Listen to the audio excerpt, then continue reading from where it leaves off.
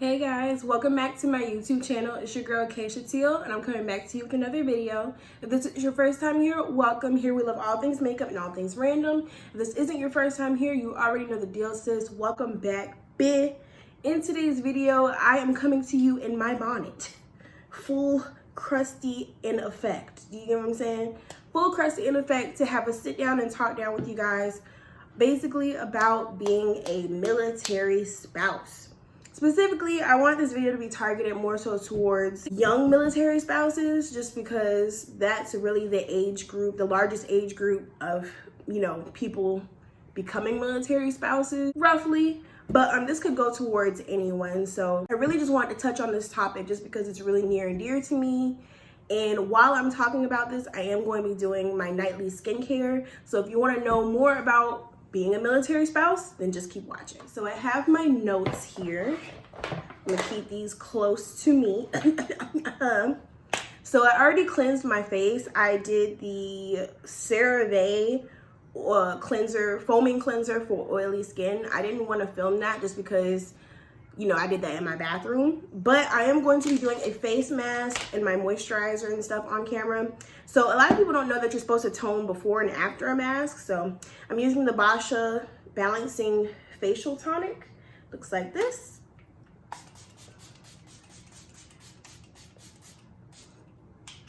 Woo! For my mask today, I'm going to be using the Sephora Green Tea Facial Mask. This is for acne. My skin has been acting up lately. I have like some blemishes that I need to get all the way together. And this can stay on for 15 minutes. So I'll probably keep this on for about like 5.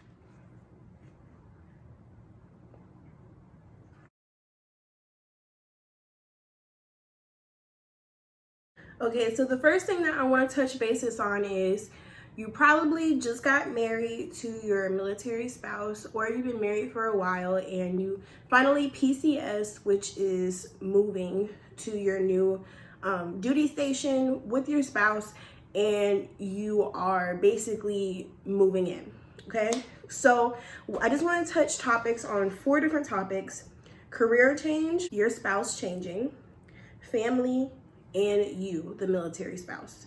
So this is my first time really talking and sitting down, you guys. So if I'm all over the place, please bear with me. So I'm just gonna let this marinate. I'm not really gonna, ooh, this feels good. Let's start with career change. So I put bullets. Number 1 is how hard it is to find a job. A lot of people don't talk to you about this. Like, when you move to your new location, some people are, blessed to still live in the state that they lived in for all those years, and they get to move with their spouse just a little bit up the road, maybe to another city, but in the same state. For the people that moved to whole different states, I moved all the way from Virginia to California.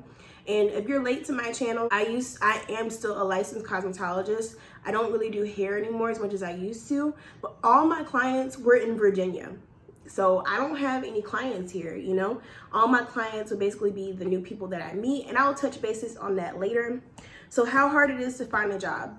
The state that you're in, like the position that I'm in, I can't use my license in this state because they require more hours.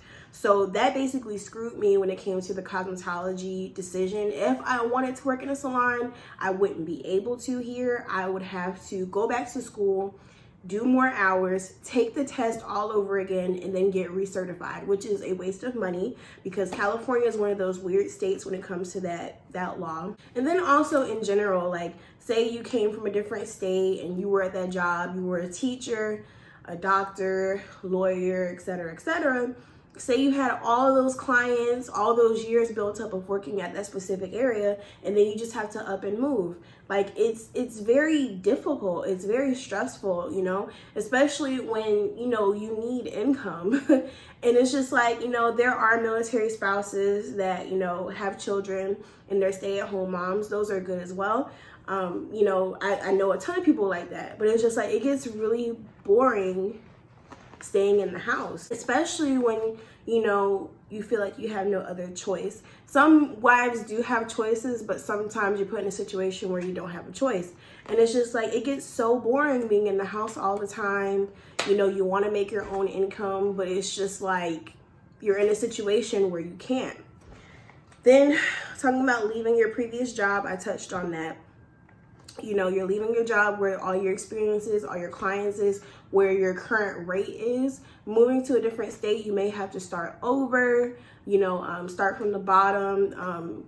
Thankfully, California is a state that pays more than Virginia, but unfortunately the cost of living here is way more. Then starting over with your job experience, I talked about that. A lot of people won't talk about certain jobs not hiring you. I know this seems kind of shady, but we all know as women, some jobs just won't hire us when it comes to being like pregnant, just because they know that after a little while you may have to leave, so they won't have to go through that, especially with the pregnancy thing. Same thing goes for military wives. Some jobs legit will not hire you just because you're a military wife. They don't know how long you're going to be here. So they're like, what's the point of hiring if, you know, especially if you have to leave anyway. Now, that all sounded like negatives. However, there are positives as well when it comes to finding a job as a military spouse. So thankfully, the military has Military One Source, and I will link that down below. They do have sources available for military spouses to find jobs. Now, there are specific companies I know of, like AT&T, Walmart, and if you want to make a separate video on that as well, trying to find a job as a military spouse, I can make that as well. Just thumbs this video up. Certain companies like that do have programs where they look out specifically for military spouses because they know how hard it is to get a job, as well as getting a job on base, on post, whatever you want to call it, whatever branch of the military you're in, your base. You can work on base and you can declare spouse preference, which is basically them looking out for you as a military spouse and putting you first before anyone else who wants the job. They're looking out for you because, once again, they know how hard it is to be a military spouse. So don't take this all as a negative. I'm just letting you, you know, be aware, and I'm letting you know what happens when you do move, when it comes to your job's circumstances, but just know that there are options. The mask is still soaking into my skin, but my skin feels so soft, even though it's kind of sticky, but anyway. The next topic would be on your spouse. So this isn't really a huge one. I want to put up a disclaimer. Not every relationship / marriage is the same. So I'm not saying this will happen in your household, but it's just something you can be aware of. So when it comes to your spouse joining the service, he basically has a job that you won't be able to relate to unless you two also are in the service. You are a mil spouse, which means you're in the military as well. You won't be able to relate, you know. Some military, you know, my husband and I, we are very blessed when it comes to our circumstance. My husband does work 12-hour shifts. I know some spouses that, you know, that work longer shifts than that they work those 12-hour shifts literally all week. That's their set job. So it just all depends on what your rate is of your spouse. But definitely relating to a situation that you can't really get out of, that you're bound in by contract.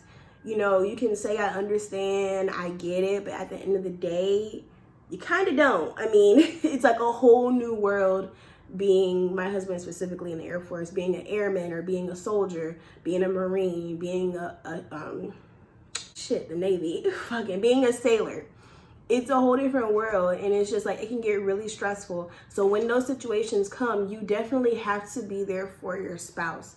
Like, you know, sometimes your spouse may have situations where they're stressed out and, you know, they may lash out, they may be upset, they may be depressed. It may be because of what they're going through at work. And it's just like, you have to be there for your spouse. It's not easy. You know, everybody thinks the military is you just sign and, you know, this, that, and the third, but it's so much more. Work schedules, I already talked on that. My husband specifically works 12-hour shifts. He gets 3 days off and works 5 days on. So I kind of like that schedule, even though it can be a little tiring on him just because 12-hour shifts is basically like your whole day. But the 3 days off definitely gives him time to like refresh and give us time to, you know, give us our close personal time. On those 3 days off, I really don't like to plan anything just because I like being with him. And then another thing with your spouse's job being in the service, his job will always come first. His job will come first, always. So when it comes to you wanting to make certain decisions or wanting to stay at a specific job, like back to the job situation, but you know, say you want like a specific job that you want to stay at, you know, his job comes first. You have to move with him. You technically don't have to move with him, but he's your spouse or she's your spouse and you want to be with your spouse, right? So technically you have to go unless you want to do that long distance thing, which is nothing wrong with that. But I know some people that do that, but it's just like, at the end of the day, like if you want to be with your spouse, you have to go. When it comes to situations where, for example, my husband and I had one car for the longest time, and I mean, regardless if I got a ride or not, if I didn't, at the end of the day, he would have to get to work before I would have to get to work. And I know that sounds super like but at the end of the day, he is locked into a legal contract. If he doesn't show up to work, he'll go to jail. So it's just like, I mean, and he'll probably, you know, it's just one of those situations where like you can't fight with it. Like you just have to adapt to that situation. But a way to adapt positively to your spouse changes is making that time, making that effort to spend time with your spouse that's in the service, making that time to sit and write a plan to see, you know, if you can actually do what you want to do without affecting your husband's career. There's always a way to do something, so don't get caught up with that. Once again, I'm just letting you guys be aware of the situation that you may be put in. Now, this topic that I'm about to touch on next, this was huge for me, especially because I'm so close with my family. I don't know if you guys, well, you guys, of course you guys know. Some of you know. New people don't know. I'm rambling. I'm a rambler. Anyway, my father did pass away in 2016, so my family is pretty small, pretty close, and me leaving them was just really rough. But leaving your family as a military spouse can just be so rough, because it's just like you don't know when you're gonna visit. You don't know when you'll have the funds to go visit them again. You don't know what's gonna happen, pretty much. Like, especially being far away from your family, it can be very rough on your mental. And you know, sometimes you tend to feel a little bit guilty for leaving, like especially if your family was kind of in a rough situation or your family really needed you, but you had to go with your spouse. You can feel a little bit guilty about that sometimes, but a way to combat that is you were put there to go with your spouse for a reason. You can't stay with your family forever. Everybody has to leave the nest at least once. You know what I'm saying? Like, unless you want to live with your family forever and your family's going to support you forever, everybody has to leave the nest at least once in a while. So it's just like, you have to think about it like that. And then it's just like, you have your own life to live as well. You can't just drop everything for other people, even though that is your family. But that's just how things are. So my mask has dried up. I'm going to go back in with my balancing tonic and spray my face again. I'm going to take my Boscia Clear Complexion Moisturizer, and I'm going to moisturize my face. And then I'm going to take my Trader Joe's Nourish Antioxidant Facial Moisturizer, and I'm going to moisturize with this. Just because I feel like the Boscia isn't really as moisturizing as I need it to be. And then for my last step, I'm just going to add some lip oil. This is from Ulta. It's tinted, but it's gonna be okay for today because I don't feel like getting up. All right, still on the topic of family. This topic I didn't really have to go through, but I do have friends that do go through this sometimes. Family, they'll always think for some odd reason, because you became a military family, that you always have money. And that is not the case, especially if you're just joining at like the very bottom of the bottom, like first rank. You're not gonna have that much money. Like, it's not as much money in this thing as people think that it is. I mean, if you play it smart and you finesse a couple things, yeah, but first starting out, you do not have that much money. And I'm not saying that to discourage anyone, but I'm just, letting you know the facts. So yeah, I don't know where people get this misconception that military people have hella money, because it's not true. Then another thing with family is sometimes certain family, my family I didn't go through this with my family, but just other circumstances, some family members will feel like you forgot about them. A way to combat that is just make sure you always keep in contact. I try to call my mother at least every Sunday. We chat, catch up on things, and then I just let her know how much I miss her and how much I love her, as well as my sister. My sister and I, we FaceTime at least every other day. And then I always text my little brother, my uncle. I just keep in contact with my family. So reassurance with your family that you're not abandoning them. Always keep in contact as much as you can, but don't stress yourself out. Keep your mental health first. If you're going through something, they will definitely understand. Just make sure when you do catch up with them, you give them that communication to let them know that you weren't in a good state to talk to them at that moment. Y'all still with me or not? Doop, doop, doop. This is the last topic. So we're gonna focus on you. The main reason I wanted to give some shine on this military spouse subject is because people tend to put us in the background when it comes to our spouses. And I mean, at the end of the day, it's our spouses that are serving, but also at the end of the day, we have to put up and deal with the stuff in a way kind of what as much as they do, just because it affects your home. You know what I'm saying? It affects your family. It's not just as stressful because they do go through other things at work and stuff, but when it comes to your home life, it does make things different. It does change things. So let's talk about depression. So when it comes to depression of becoming a military spouse, I know I dealt with this heavy when I first moved here. I didn't have any friends. I didn't know anyone. I have severe anxiety. So I get in really stressful situations really easily. I get worked up. So there was literally a time period when I didn't leave the house for like a month unless it was with my husband. It was just a really rough time for me. So ways to combat that is definitely getting out. Definitely getting out as much as you can, whether it's with your spouse, walking around your base or wherever you're living, figuring out where spots are that you feel safe, to chill at, whether it's like a Barnes and Noble, a Starbucks, getting out to see the sights, and then also venting to your spouse. As much as you are there for your spouse, being in the military/service, they can be there for you as well. At the end of the day, they know that basically you both upped and basically got rid of everything in your life just to move and accompany your spouse being in the service. So they should understand. So definitely venting to your spouse, letting them know how you feel, keeping it 100, keeping that communication, that is so important. Finding friends. I didn't have a single friend. I still honestly don't have that many friends. I have like 3. And I'm still working on it. I don't want to say I'm a very antisocial person, but I'm a very closed person, very private, kind of hard to open up, and I'm very introverted as well. And you don't get a lot of that when it comes to being 24. You get a lot of people that want to go out, want to go to the club, etc., etc. That's just never been my scene ever. So it's been hard finding friends, especially within my age group. One way to make friends is to join the Facebook groups.